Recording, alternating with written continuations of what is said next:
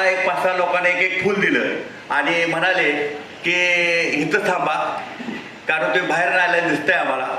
तर मोदी साहेबांची एक गाडी पुढं पोलीस गाडी होती, त्यानंतर उघडी जीप होती मोदी साहेबांची, आणि मागं सगळ्या प्रशासकीच्या 10-12 गाड्या होत्या.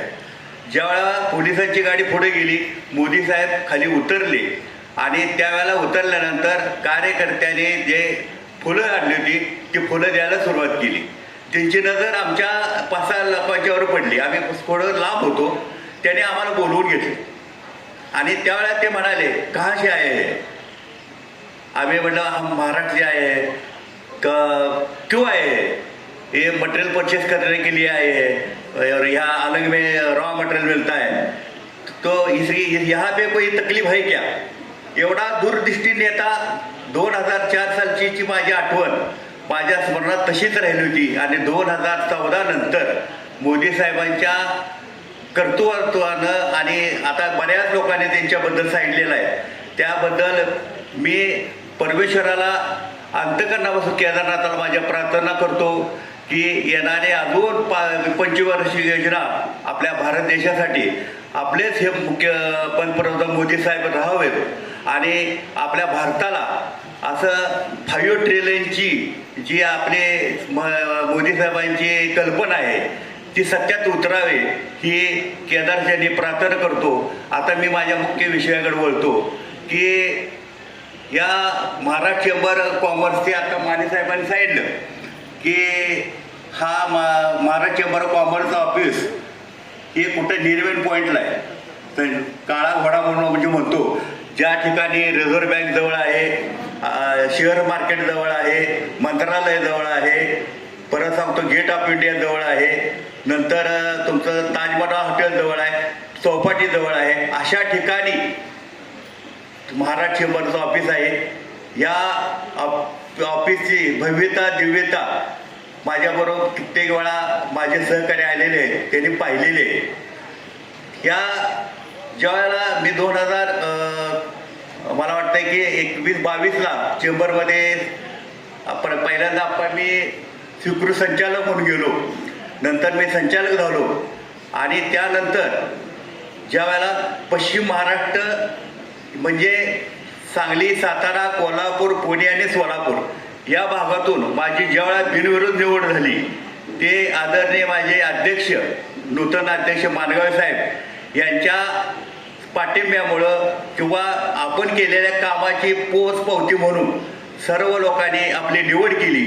कारण ह्या 5 जिल्ह्यामध्ये खूप काही माझ्यापेक्षा कितीतरी पटीचे टर्नओव्हर असणारे उद्योजक होते, व्यापारी होते, शेतकरी होते, पण आपली जी निवड झाली ती निवड फक्त निकषावर तिने निवड केली.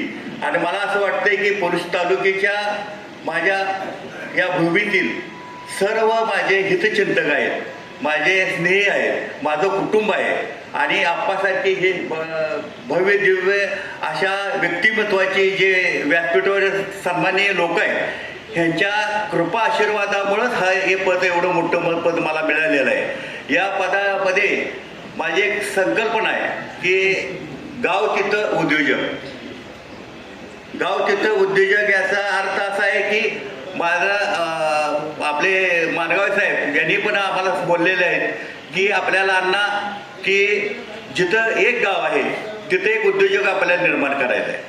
म्हणजे याचा अर्थ आपल्या पुरुष तालुक्यात 34 गाव आहे, 34 गावामध्ये 34 उद्योजक तयार करायचे. सांगली जिल्ह्यामध्ये 832 गाव आहे, तर 832 उद्योजक तयार झाले पाहिजे. आणि आपल्या महाराष्ट्रात 36,000 गाव आहेत. 36,000 जर गावं आपण जर येणाऱ्या 5-10 वर्षात प्रत्येक गावामध्ये एक उद्योजक तयार करायला गेलो तर आपल्याला 36,000 गुणिले 36,000 उद्योजक गुणिले 5 त्यातले कर्मचारी तर 2,10,000 एवढी मोठी व्याप्ती तिची होणार आहे. तर तुमच्या आशीर्वादानं, तुमच्या सहकार्यानं माझी संकल्पना आहे की पहिल्यांदा मी हा प्रोजेक्ट आपल्या गावापासून सुरू करणार आहे, माझ्या पोलूसपासून. आणि ह्या पोलूसमध्ये करत असताना येणाऱ्या 2 महिन्यामध्ये आपल्याला आपण एक निश्चय केला आहे की असंच परत आपण एक उद्योजकाचं शिबिर भरवू. त्यामध्ये येणाऱ्या 6 महिन्यात 34 उद्योजक, माझी खात्री आहे माझ्या अनुभवामुळं 45 वर्ष मी या उद्योग क्षेत्रात काम करतोय. अगदी पहिला माझा महिन्याचा टर्न होता 250 रुपये, आज आपण कोटीत करतोय. याचा अर्थ बाबांनी मगाशी उल्लेख केला 700 लोक आपल्याकडे काम करतात. आपलं कोल्हापूरला पण 1 युनिट आहे, गांधीधामला 1 युनिट आपण चालू केलं आहे. म्हणजे जर आपल्या मनात पॉझिटिव्ह ॲटिट्यूड असला, अशक्य कुठलंही नाही. तर हे उद्योजक निर्माण करताना खूप काही अडचण जरी आल्या तर त्या उद्योजकाच्या पाठीशी ठाम उभं राहायला आपलं महाराष्ट्र शासन आणि महाराष्ट्र चेंबर या दोन्ही संयुक्त विद्यमानानं हे अभियान राबवायचं आहे. ह्याच्यामध्ये उद्योजकाची जी इच्छा आहे किंवा मला हे एक सेक्टरमध्ये काम करायचं आहे, व्यापाऱ्याला वाटते मला हे ट्रेडिंग करायचं आहे, शेतकऱ्याला वाटते मी उत्पन्न केलेला माल, शेतीमालाचा माल प्रक्रिया करून विकायचं आहे किंवा मार्केटिंग बघायचं आहे, ह्याची सर्वस्वी जबाबदारी महाराष्ट्र चेंबरच्या वतीनं आम्ही सर्व उचलणार आहोत. आणि ह्या माध्यमातून आपल्या देशाचा पण विकास होईल, गावाचा विकास होईल आणि व्यक्तिगत त्या कुटुंबामध्ये जे उद्योजक तयार होणार आहे त्या कुटुंबाचा विकास होईल. या एक महत्त्वाकांक्षी जे काय प्रपोजल आहे आमचं किंवा प्रोजेक्ट आहे किंवा अभियान आहे, या अभियानाला माझ्या पोलूसमधून ज्यावेळेस मी सुरुवात करीन त्यावेळेला आता मी परवाच मी BDO साहेबांना पण बोललो आहे, त्यांनी पण असं सांगितलं की शासन तुम्हाला पूर्ण सहकार्य करेल.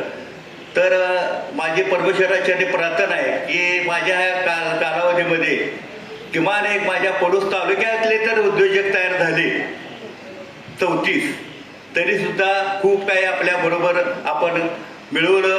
कारण आपण गेली 45 वर्षात मी सुद्धा पडूस औद्योगिकमध्ये वसाहतमध्ये ज्यावेळेला उद्योजक उभा केला त्यावेळेला माझ्याकडे मी आणि माझा चुलत भाऊ काम करत होतो. आज 700 लोक काम करतात. पण त्याचबरोबर मी एकटा मोठं होण्याचं स्वप्न कधी पाहिलं नाही. माझ्याकडं आम्ही जेव्हा काम करत असताना मी 51 उद्योजक निर्माण केले आणि आज सगळे 50च्या 50 उद्योजक चालू आहेत वेगवेगळ्या ठिकाणी. तर पलूस तालुक्यात आहेत, सांगलीत आहेत, काही कोल्हापूर ठिकाणी आहेत, काही आपले पलूस औद्योगिक वसाहतमध्ये आहे. हे सांगायचं तात्पर्य एवढं आहे की मुळात आपला स्वभाव असा आहे की सर्वसामान्य न्याय मिळाला पाहिजे, सर्वसामान्य लोकांना आपण बरोबर घेऊन जायचं आहे, तो ध्यास मनात आपण ठेवलेला आहे. त्याच्याबरोबर मी मागच्या वर्षी माझ्या महिलांच्या भाऊबीजेच्या निमित्त एक कार्यक्रम घेतला होता आणि त्या कार्यक्रमाच्या मी बोललो होतो की महिलांच्यासाठी आपल्याला एक उद्योग उभा करायचा आहे. तर त्यासाठी आपण तुम्ही आम्ही शासन स्तरावर आपण जागेचा प्रॉब्लेम आहे पलूस तालुक्यात, आपल्या पलूस गावात, यासाठी आपण थोडं प्रयत्न जर केला तर माझी खात्री आहे की सुरुवात 50 महिलांपासून करून येणाऱ्या 4-5 वर्षात आपण 1000 महिलांना 2 हाताला काम देऊ. त्याच्यामुळं त्यांचं घर आर्थिकदृष्ट्या सक्षम होईल, त्यांचं आपल्याला समाजाला, आपल्या देशाला पाठबळ मिळेल.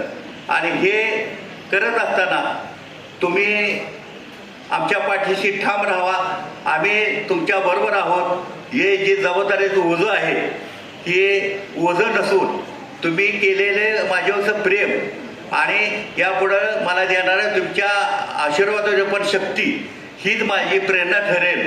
आणि या कार्यात आज मी उपाध्यक्ष पदाच्या जबाबदारीत धैर्यानं समर्थपणे पार पाडीन याची खात्री तुमच्या सर्वांच्या वतीनं मला नक्की आहे. आणि हे सर्व करत असताना मगाशी पत्रकार बंधूचा मी उल्लेख करू शकलो नाही, माफ करा, कारण थोडासा खूप वेळ झाला आहे आणि वेळ झाल्यामुळं काही गोष्टी माझ्या मनात बोलायच्या अजून राहिलेल्या आहेत. पण पुढच्या कार्यक्रमात नक्की बोलू आणि तुम्ही असंच अखंड माझ्यावर प्रेम करा. बऱ्याच उद्योजकांना किंवा शेतकरी बांधवांना, व्यापाऱ्यांना माझ्याकडून जेवढी ह्या महाराष्ट्र चेंबरच्या माध्यमातून मदत करता येईल तेवढी मी नक्की करेन, ही मी तुम्हाला नक्की ग्वाही देतो. आणि माझे 2 शब्द संपवतो. जय महाराज, जय. धन्यवाद.